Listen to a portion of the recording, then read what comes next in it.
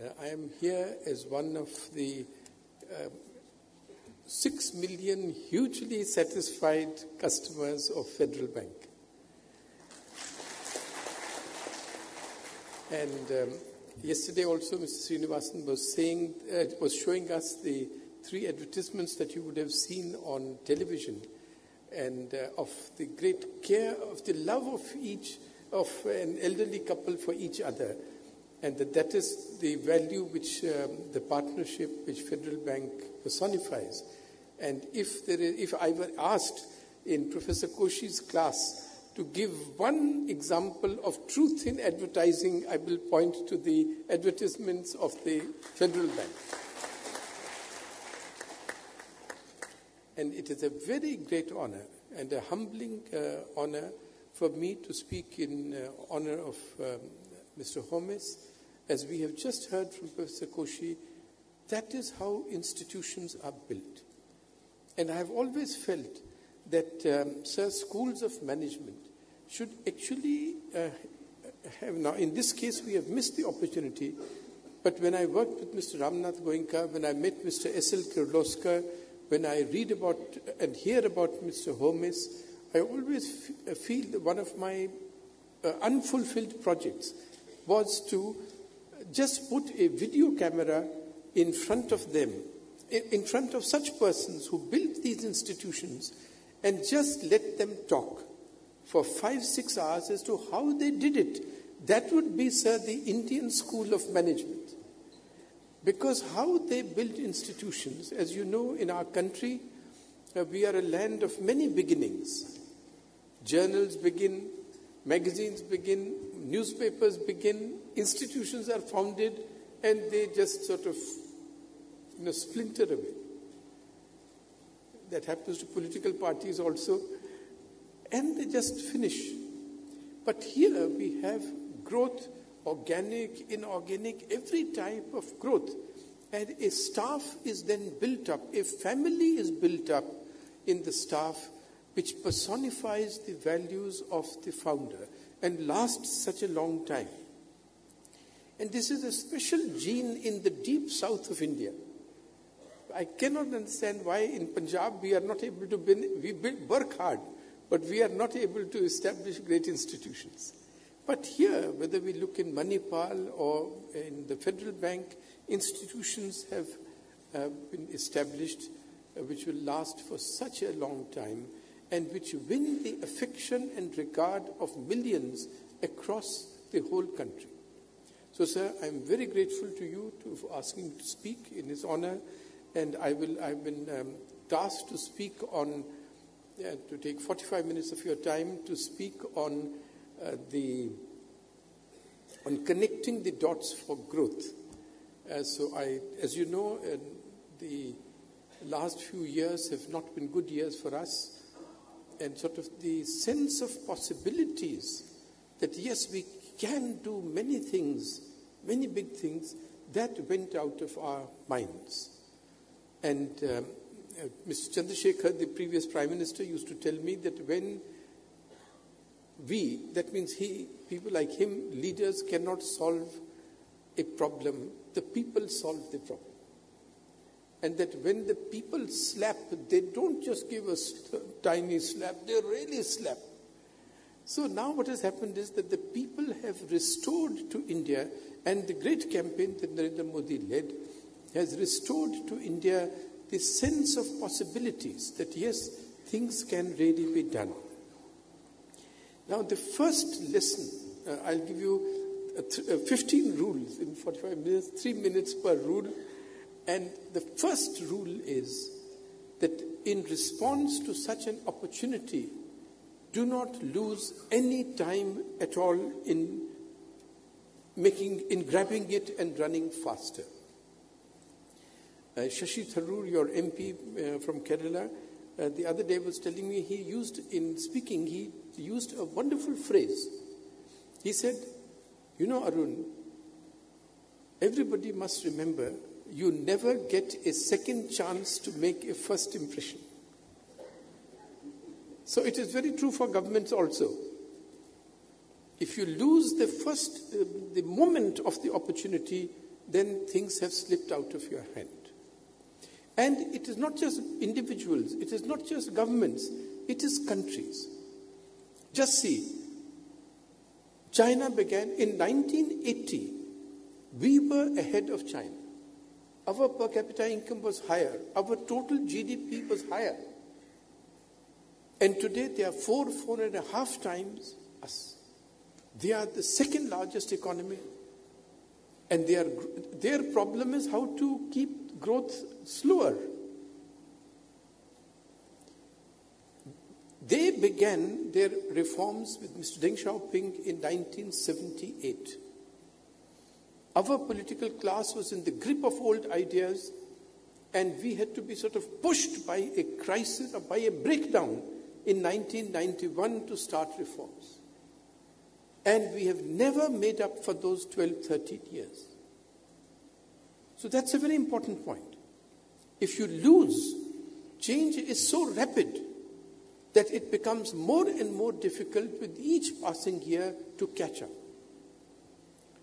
The second point to remember is that it is not enough to begin and to grasp an opportunity and do something great and significant at that time.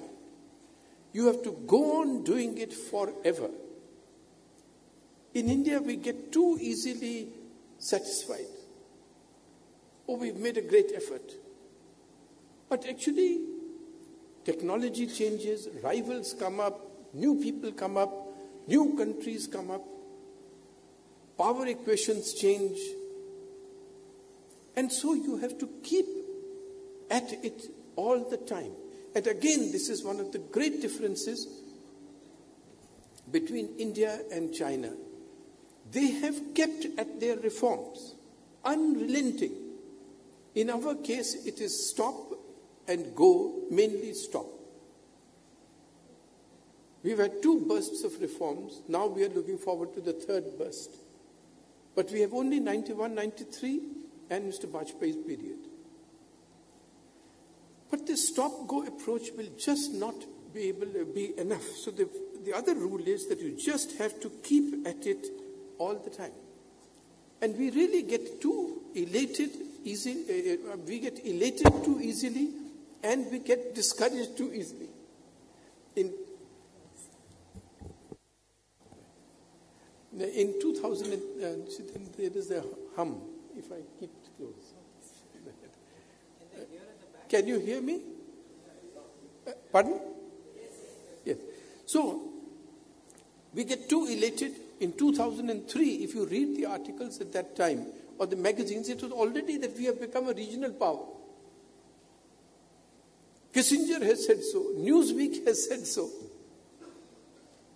And then after 2004-05, the slight momentum continued, and then we became so depressed. The same things are in cricket. We win one match at Lord's, and suddenly, and then we lose some, and then sudden depression.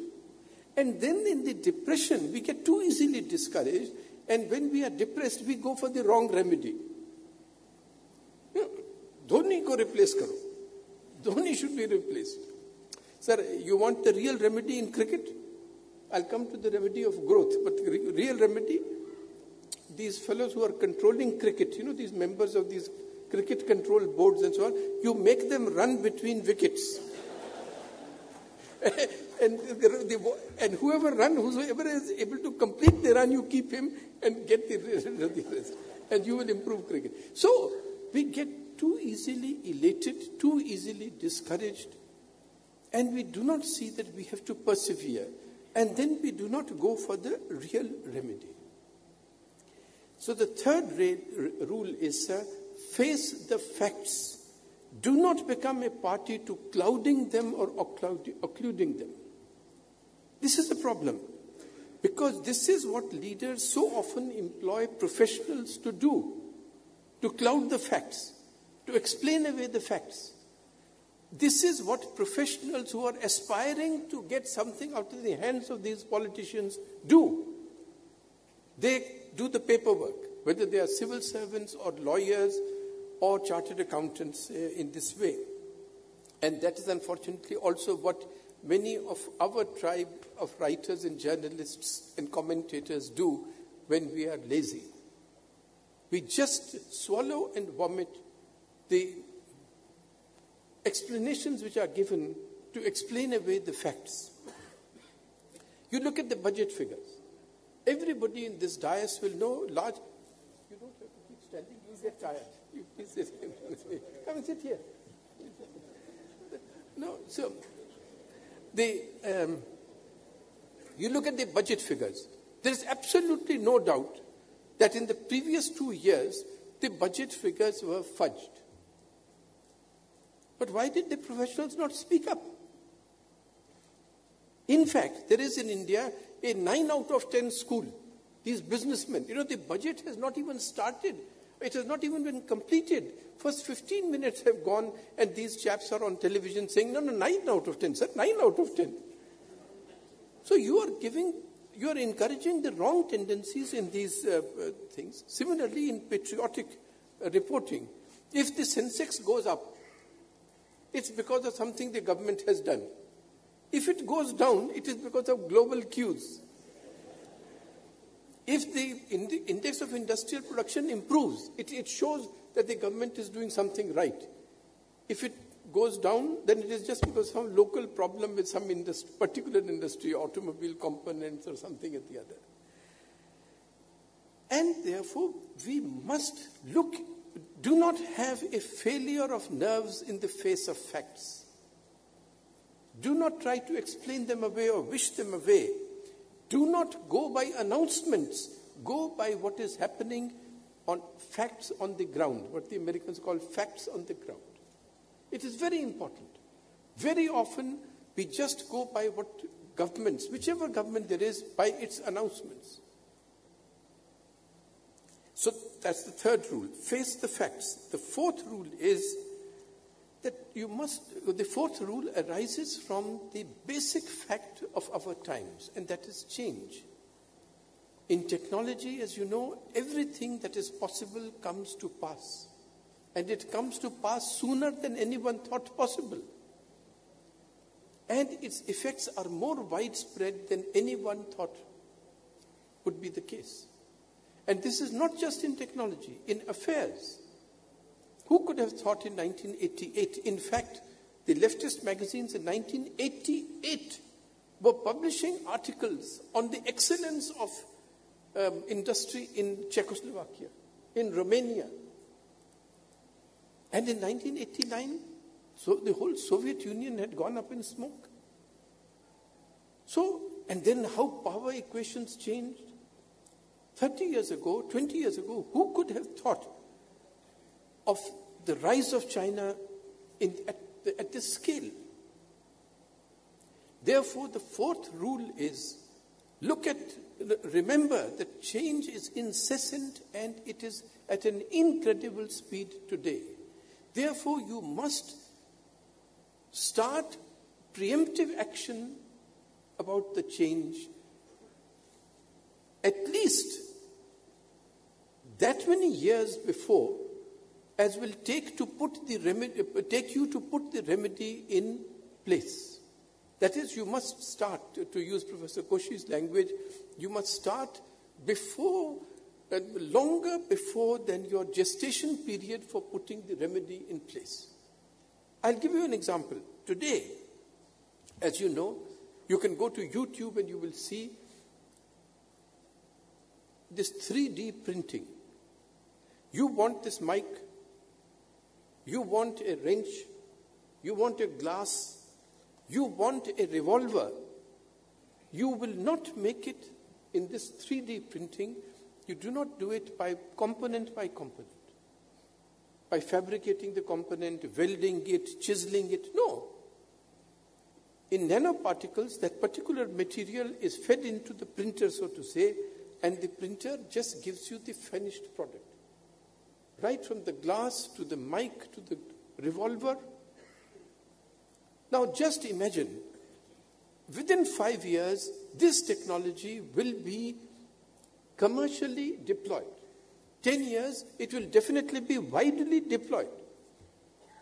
Imagine what it will do to our manufacturing industry. Today, one of the growth sectors has been, for the last 5-10 years, automobile components. But when components are to be printed, they just come out of a machine. What will happen to this entire industry that has been set up in India and on which lives of lakhs of people depend? Therefore, you must start the remedy well in advance. You must start it on a period longer than it will take you to put that remedy in place. And that's the rule that follows from change. And it also implies that you must do the research and development work well in advance even of your starting that remedy. Because research will also take you maybe 10 years early or more than the 10 years it will take you to put that remedy in place.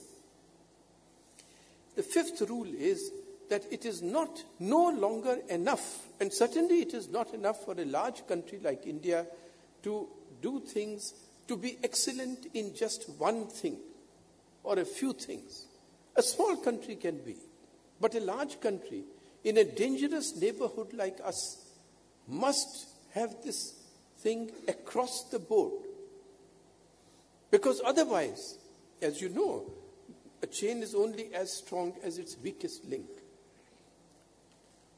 And when you have enemies or when you have persons who do not wish us well, whether it is China, which looks upon us as not a nuisance but as a potential nuisance, or Pakistan,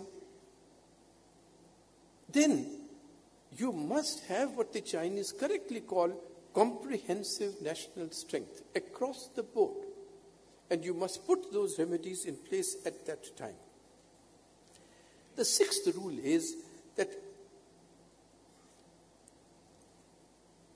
incremental steps will no longer work in India. You have to have an architectonic change, a complete change. I'll give you an example from the current thing. As you know, in the interim budget, net borrowing by the central government was put at 2,25,000 crores. In this budget that has been given in July, it has been put at 2,65,000 crores. Net borrowing from the market at 2,65,000 crores. This is not going to be enough, or it's going to be just enough for the central government to meet the interest liabilities of the central government. Forget the principal repayment. But the extent of borrowing in the previous 4 or 5 years was such that the interest liabilities exceed the interim budget figure, and they are just about met by the net borrowing figure of the central government now. How are you going to raise the resources for this? So unless you think in a completely lateral way, for instance, monetizing the non-core assets of public sector enterprises. When we disinvested VSNL, I was myself surprised to learn that there were 700 acres which the VSNL owned, which it was not doing anything with. It was in big cities.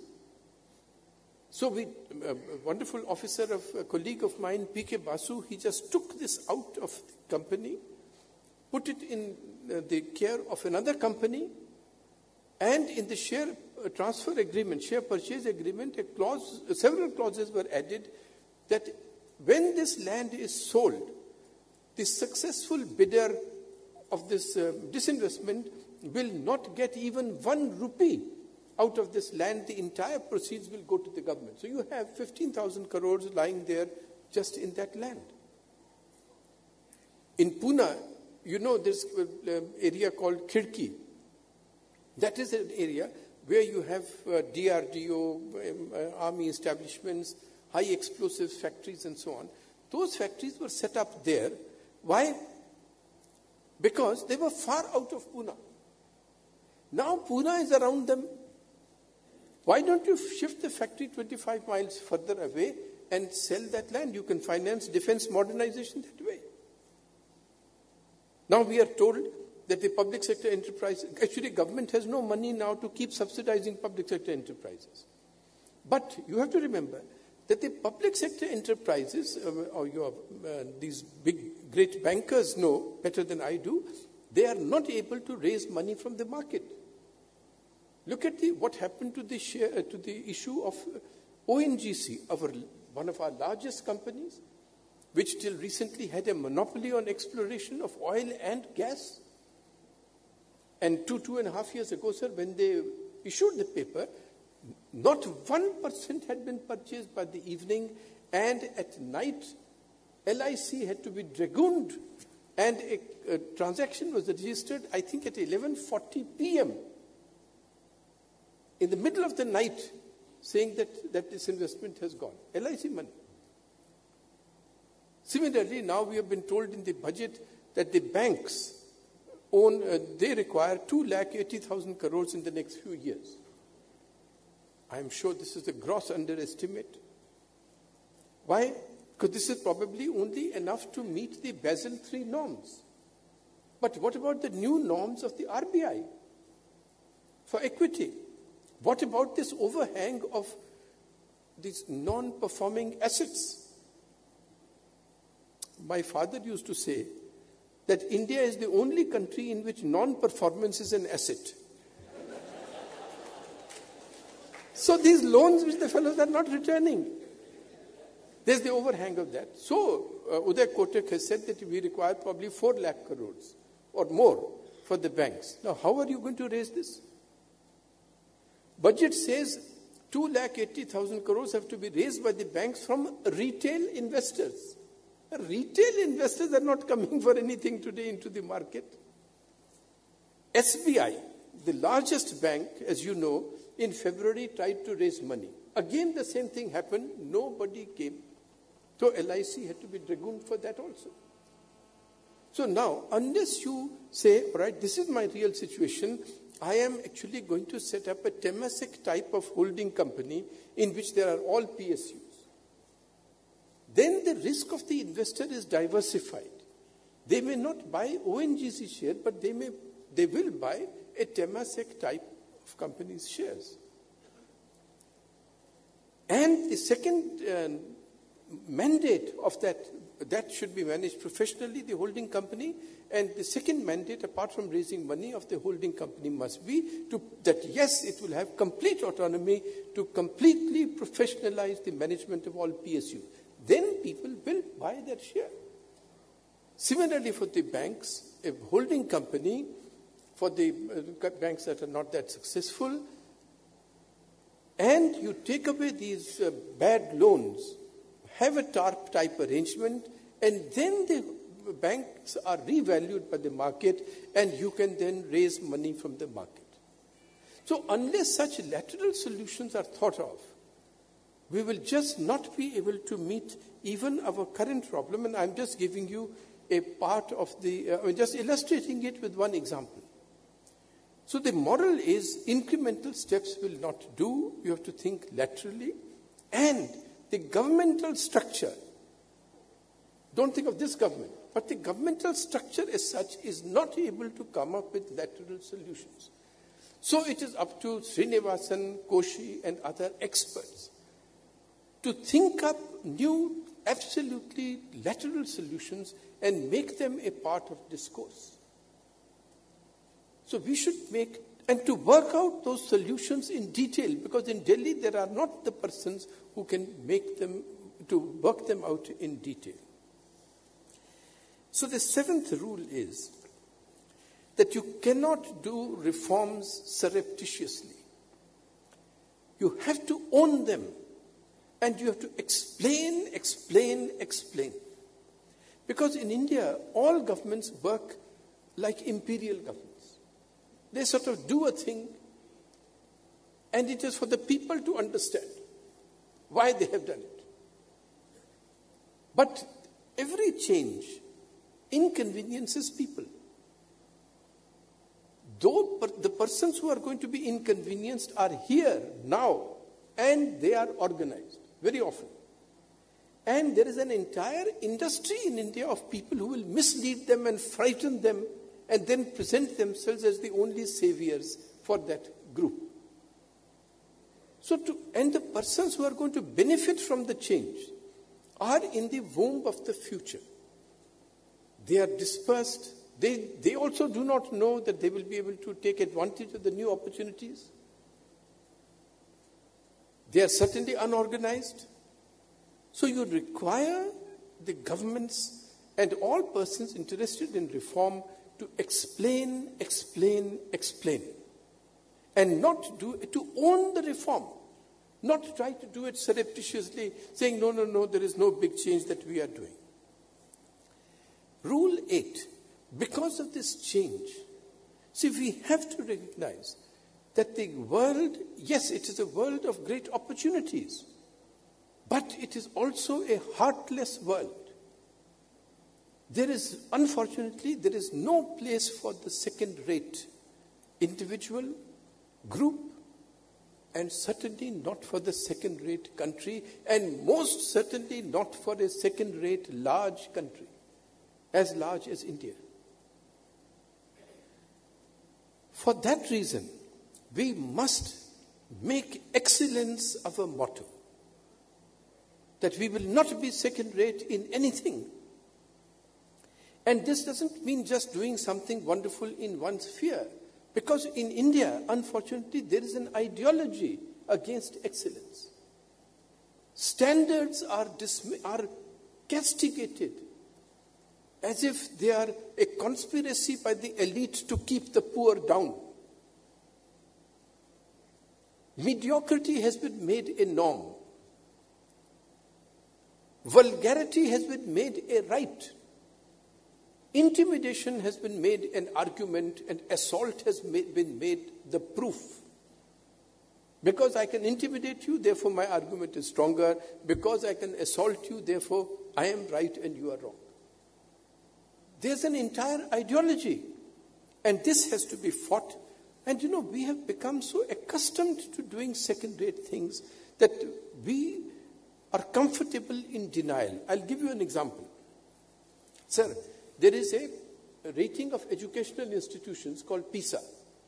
This is, as you know, done by the OECD. It is for the Program for International Student Assessment.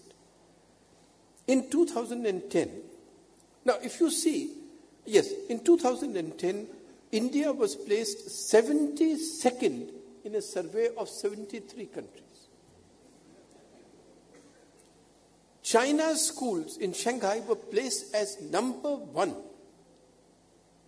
Now, if you see the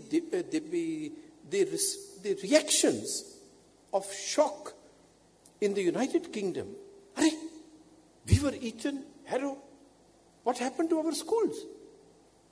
And there is so much introspection, so much debate about what had happened. Why had they fallen behind? If you go to Singapore, in Singapore, they seek out different surveys comparing their educational institutions with the world's institutions. And wherever they fall short, they try to make up that. And what was our reaction? We were placed 72nd out of 73. So what was our reaction? Others are introspecting and trying to be better. We said we will no longer participate in this survey. So in 2012, we just went off the survey.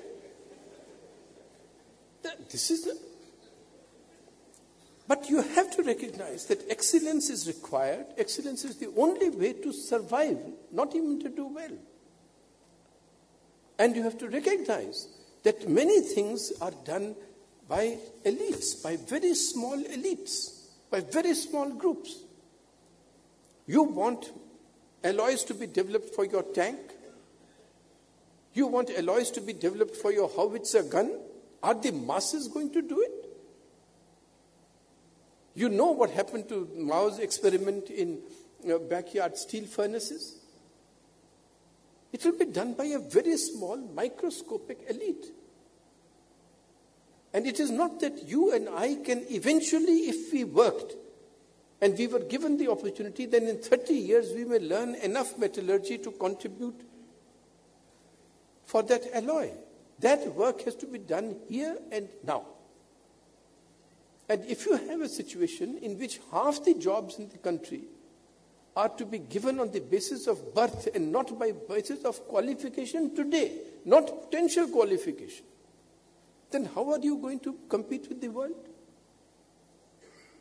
So, the point is that we must do things that are excellent individually, but it is not going to be enough to do that. You have to not revise, you have to overcome an entire ideological predisposition which has been drilled into the Indian minds after Panditji. And please remember, the political class is too timid to attack this ideology. So it is up to the professionals to battle it. Rule 9. We must break old habits of thinking and actually the old habit of not thinking. Do you know how much we spend, sir?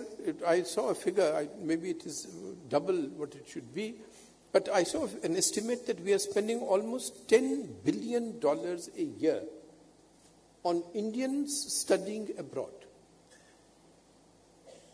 I don't know, maybe it's $6 billion, but it's a large amount. If you just take a round figure of $10 billion, that is about, how much? 60,000 crores? 60,000 crores.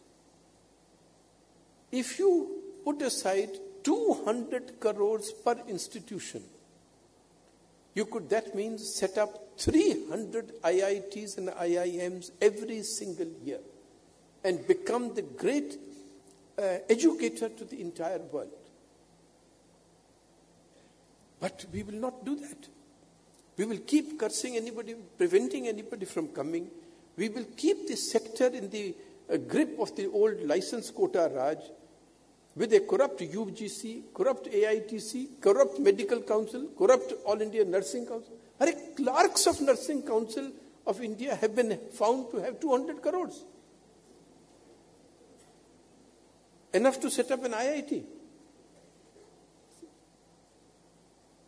But we will not do it. Anybody does it. Anybody says, no, you want to help these private fellows? And what is the result? The result is that the only fellows who are prospering in the educational sector today are exactly those private fellows who have set up teaching shops.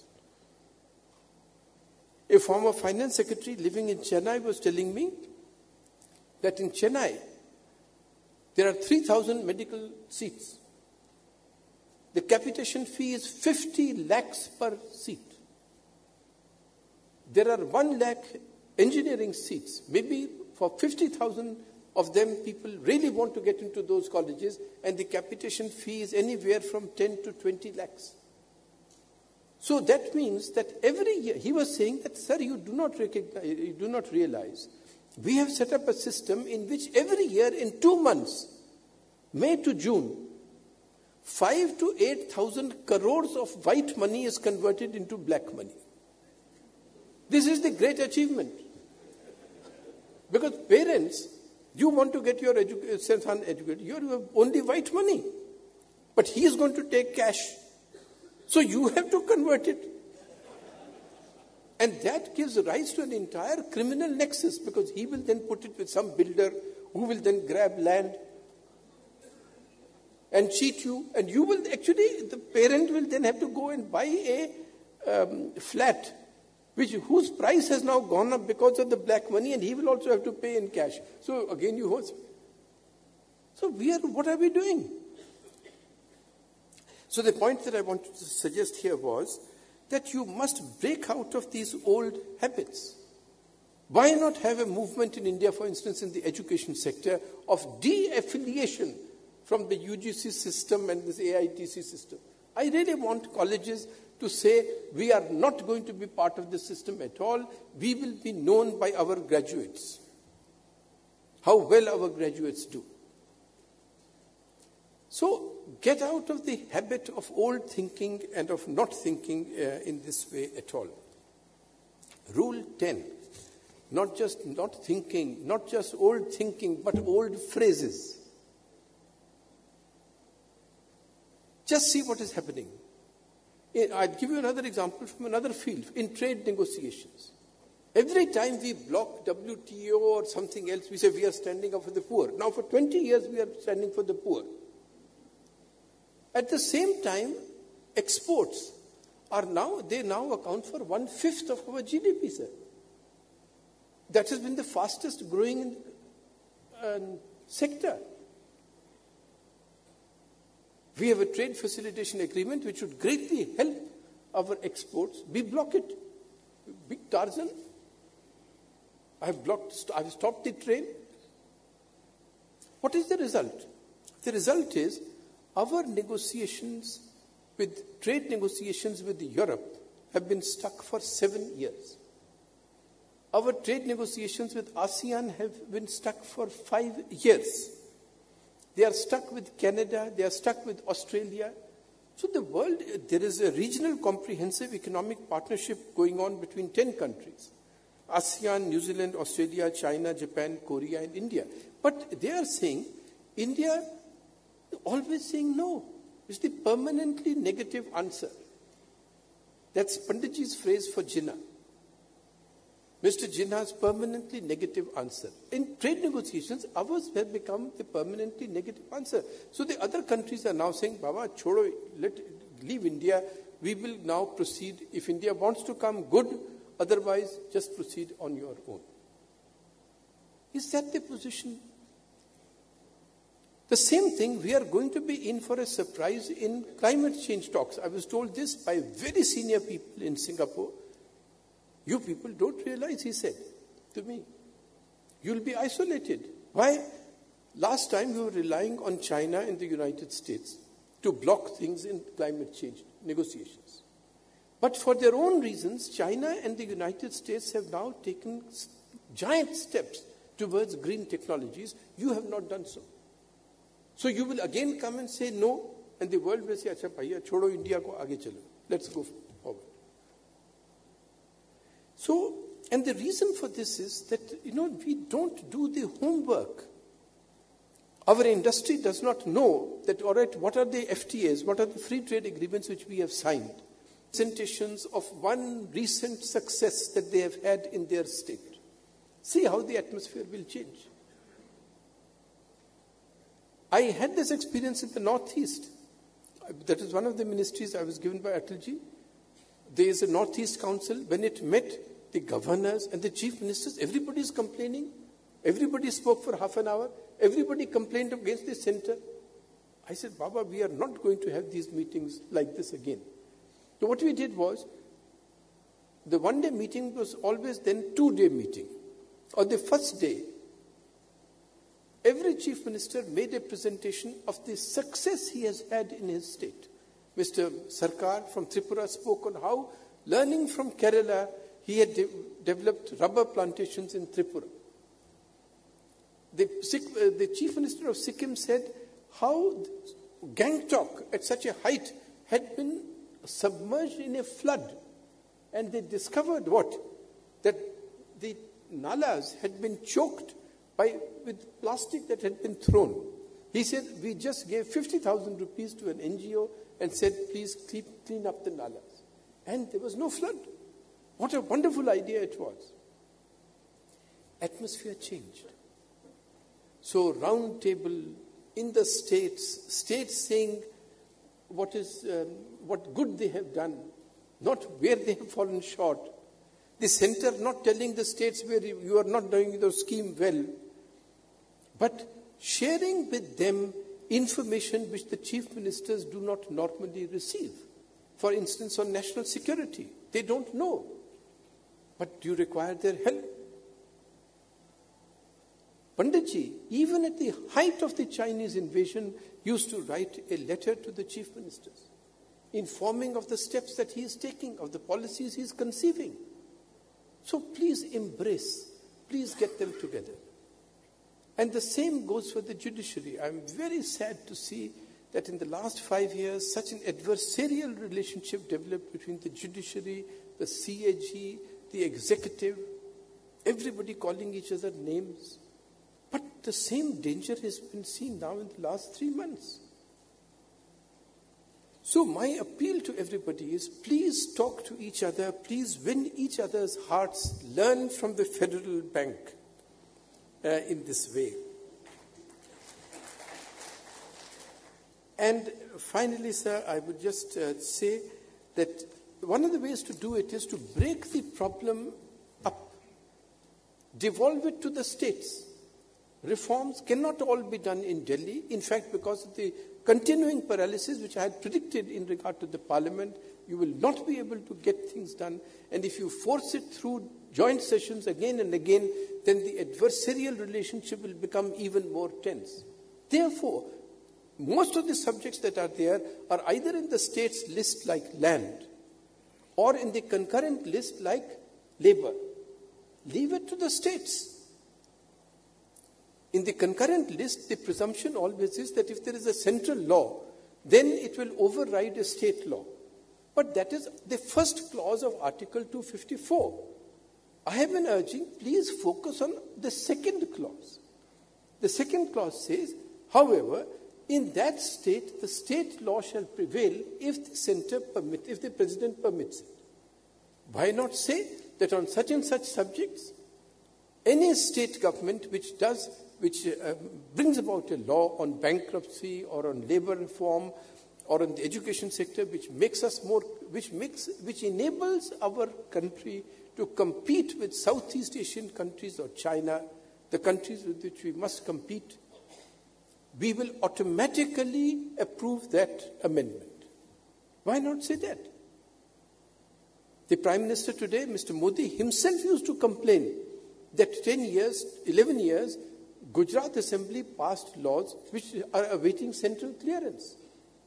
So you can change that around and say that yes, we will give automatic this way. So I don't want to speak much about the financial sector. That's the second last rule.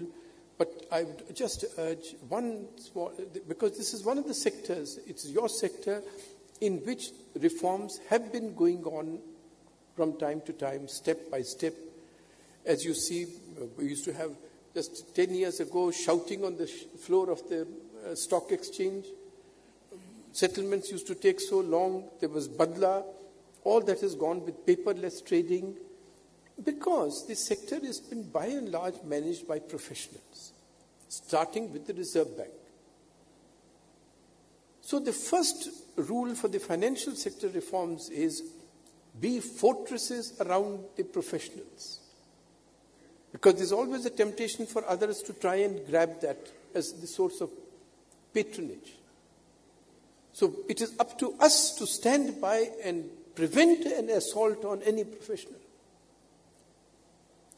Second, I would urge, please weed out mercilessly the dishonorable elements, whose dishonorable conduct has been shown up by the facts that are coming to light in the financial sector also. You must amputate, otherwise the gangrene will spread. And third, I think it's very necessary that we must vote for greater disclosure. I was told yesterday that because of competition, therefore, even banks do not share enough information about clients. Therefore, this company, I certainly am an ignorant person about companies, I did not know, but this Bhushan Steel, so 45,000 crores borrowed from how many banks? 15 banks? 10, 15 banks? Nobody knowing? How is it possible? Now today we see that some diamond company has taken away 6,500 crores from 10 banks. Why not share that information? In fact, I would urge that all this should be put on the websites of companies that have defaulted or whose loans have been so-called restructured, which means that I could not repay the loan, so you have kindly told me you can pay it 5 years later. Put it on their website. Then the problem will not accumulate, because otherwise what has happened? Today, 7 banks are endangered. And this great mountain of impaired and bad loans has got them. If there were disclosure, then such a situation would not come. My final law, the 15th law, is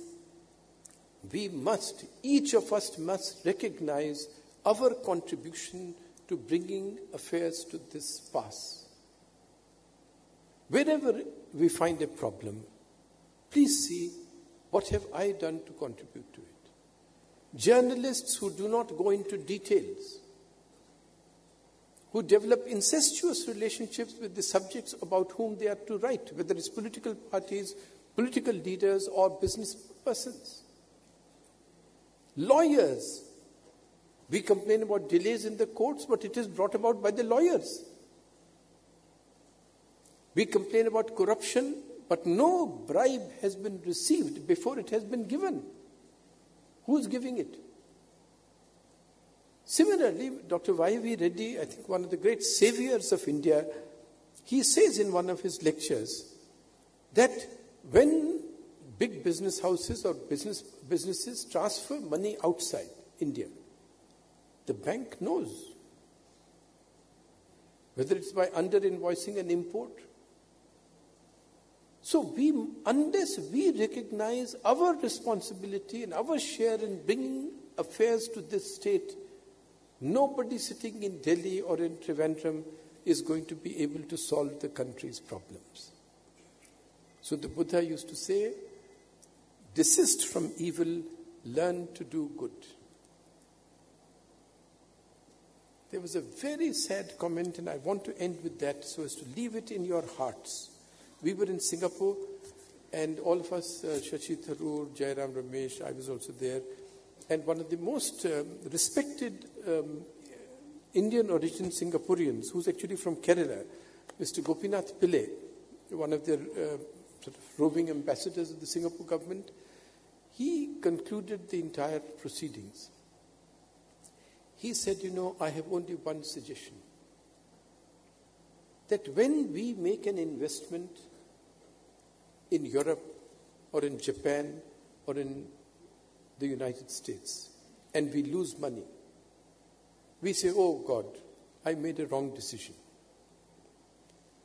When we lose money in India, we say, I have been cheated. Because the partner has not given them full disclosure. That is not just that one business, it is our reputation that goes. So in banks, in businesses, in professions, we must adhere to the truth. We must see our responsibility in bringing affairs to this pass and thereby work for excellence, and then we would be honoring a person like Mr. Homis. Thank you very, very much. Thank you.